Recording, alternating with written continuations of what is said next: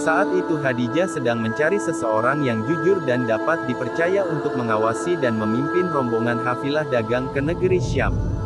Pada saat itu penduduk Mekah sedang ramai membicarakan seorang pemuda yang sangat jujur, dapat dipercaya dan berbudi luhur di tengah-tengah para pemuda seusianya yang gemar berpesta pora, berfoya-foya.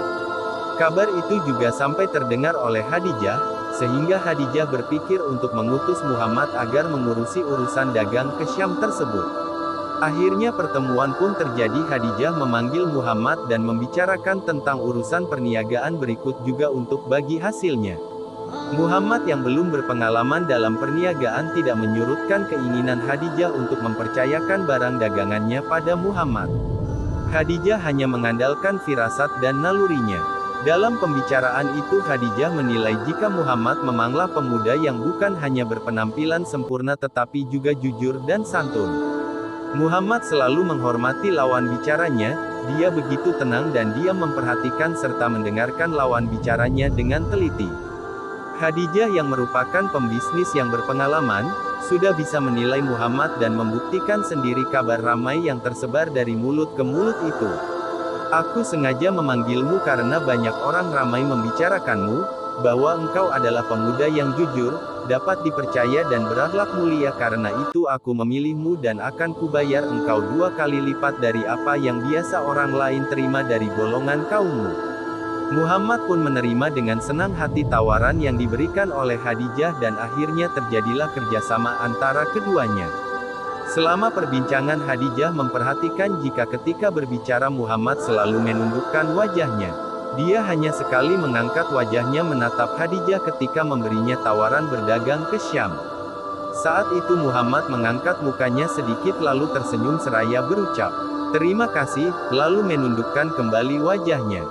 Tidak heran jika Muhammad mampu memikat banyak gadis tidak terkecuali Khadijah. Wajahnya yang tampan dengan kening lebar, dagu yang lepas dan leher yang jenjang. Dadanya bidang, bola matanya yang hitam pekat dan lebar, dengan gigi cemerlang membuat semakin indah ketika dia tersenyum tipis.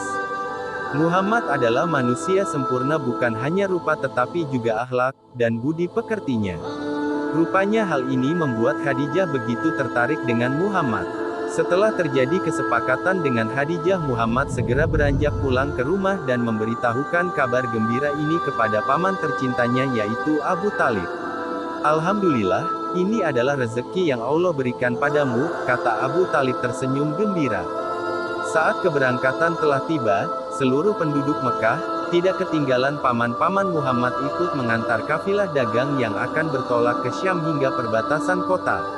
Dalam ekspedisi dagang kali ini Khadijah mengutus orang kepercayaannya yaitu budak laki-lakinya yang bernama Maisarah untuk menemani Muhammad. Sebelum berangkat Khadijah berpesan kepada Maisarah agar tidak membantah dan menuruti segala pendapat Muhammad. Khadijah juga meminta kepada Maisarah agar mengawasi seluruh gerak-gerik Muhammad. Maisarah merasa bahagia karena barang dagangan yang dibawa oleh Muhammad habis terjual. Dalam berniaga dan menawarkan dagangan,